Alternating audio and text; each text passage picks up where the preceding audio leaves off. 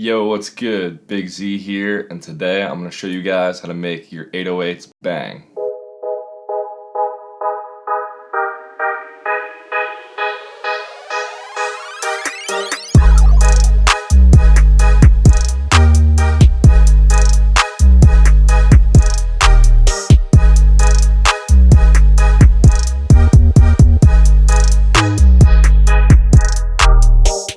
So even if you don't produce hip-hop music, these tips should still be helpful for you. The relationship between the kick and bass in hip-hop is so important that if you can do it well, then you can translate those skills to other styles of music. By the way, you can download all these drum samples and the 808 sample I used down below for free, but let's get into it. I'll go ahead and play the beat without the chords so you can hear the 808 better.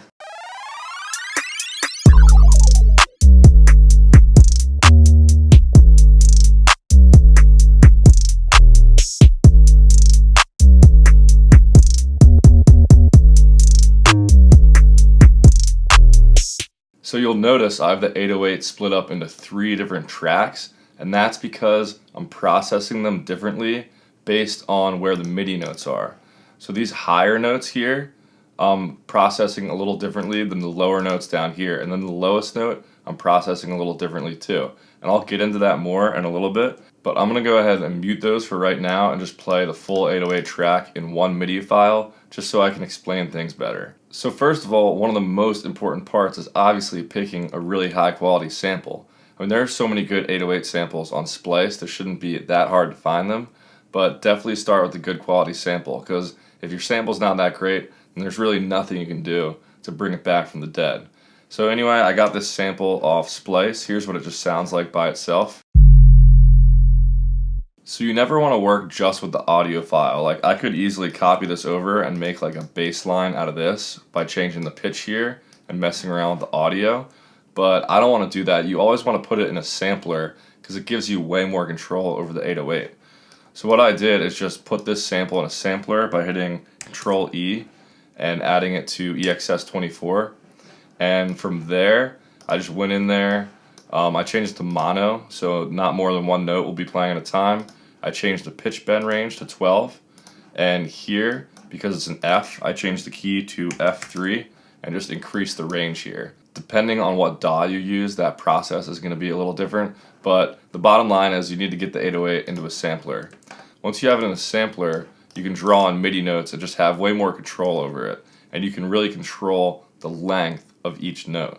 So the length of each note is really important. You want to have little stops in there in the MIDI just to make the 808 not bleed into each section. For example, if I zoom in here, you'll see there's a little gap here, and that's where the first clap hit is. So you want to be mindful of the timing of all the other samples in your mix. So if there's like a fill at the end of the bar, which there is in this case, you want to cut out the 808 just to give that fill room to breathe.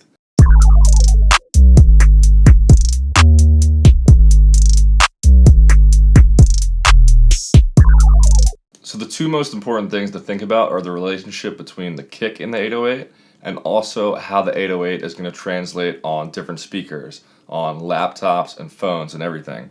So how you do that is add some saturation and more harmonics into the 808. So I'll just bring up an EQ so you can see the harmonics here. So I'll just take the plugins I have on here off for now and solo the 808. It's good to have a graphic EQ like this to just monitor how the harmonics are doing when you're messing around with the 808. So I like to use a plugin called RBass from Waves that just helps the low end stick out a little bit more and makes it hit a little bit harder. So you can dial in like a frequency range down here. I put it around 40 Hertz, and I'm just adding in a subtle effect down here, but I'll make it more drastic so you can hear what it does.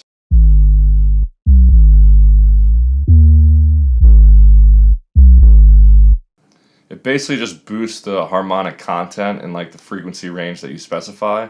So I just had a little subtle effect to make the very low end knock a little harder.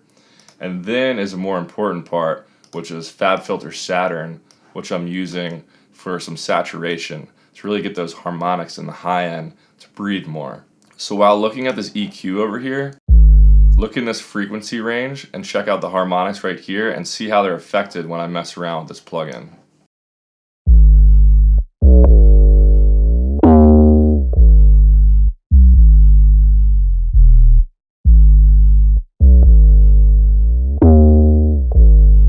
really helps to bring out the high end of the 808. That's going to help people hear it on phones and laptop speakers. That brings me to my next point, which is why I have 3 different 808 tracks below this, and that's because the amount of saturation on each of them is different. So I basically split this original MIDI file up into 3 parts. I have the highest notes and just the middle, like root note, and then I have the lowest note in a separate one. And that's just so I can add different levels of harmonics to each one. So these higher notes in the frequency spectrum will get completely messed up if you add too many harmonics to them. Like you can hear when I go really high, it just sounds terrible because I'm adding that saturation. Like if I didn't have the saturation on there, it sounds fine. But if I add too much saturation, it starts to sound terrible. So you want to be mindful of the levels of saturation you're adding depending on how low or high the note is. So in this higher one, I have about 9.5 dBs of saturation being added.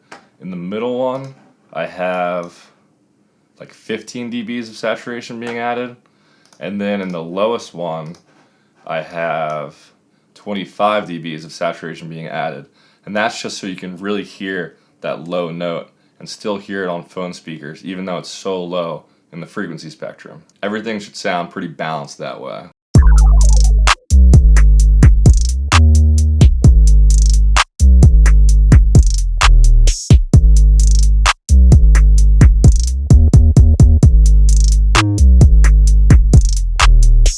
As I mentioned, the other most important part is the relationship between the kick and the 808. If you really want your 808 to stand out, you gotta use a super short kick sound, or else the low frequencies down there will just be competing with each other too much. So if you look at this kick I'm using, look how short it is. I really just want the initial attack and punch of the kick, and that's it. So it's super short. And that way it's much easier to deal with. So I'll start the sidechain compression from scratch so you can see what I did. So I'm going to open up FabFilter Pro C2. You can use any compressor, but I just like the way this one sounds. I like how visual it is. So first of all, I'm going to change the style to opto. I'm going to increase the ratio a little bit. And you want a super fast release time and a super short attack time as well. That just helps the 808 come in right when the kick stops. So there's no time in between when the kick stops and the 808 comes in. So I'll mess with the threshold in a little bit, and I'm going to go down to the sidechain section, make sure it's on external, and then I'm going to sidechain it to the kick. I'm going to turn this auto gain off, and now we can mess with the threshold to get the right amount of gain reduction.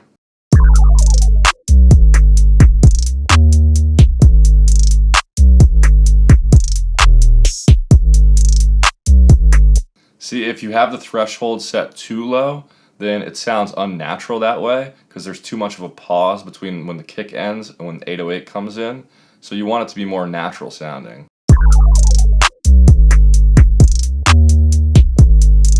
And you can check the amount of gain reduction with this meter right here.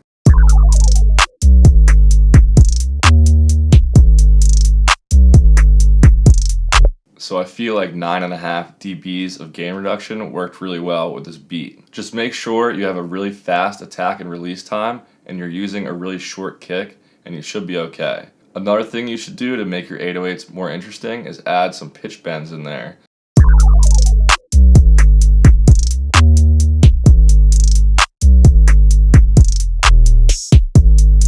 Just makes the 808 sound way cooler and gives it a lot more movement. So I'll play the full beat again at the end of the video. Thank you guys for watching. Hopefully you learned something from this video. Make sure to follow me on Instagram and Spotify below. And other than that, I'll catch you guys next time. Peace.